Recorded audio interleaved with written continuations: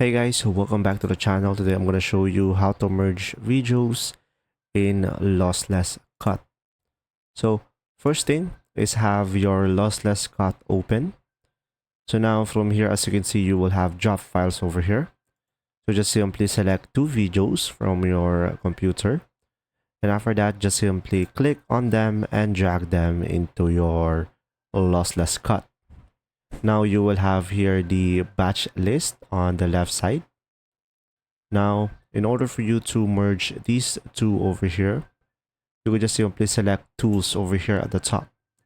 And now you will have here an option, merge concatenate files.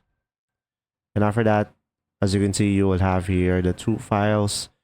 And from here, you will just simply have the output file name over here. So you can change the output file name as well.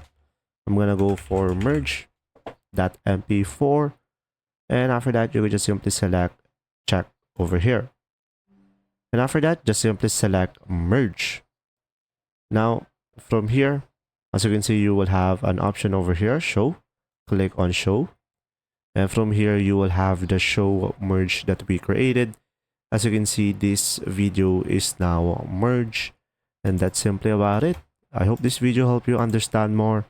If you do, leave a like. Thanks for watching.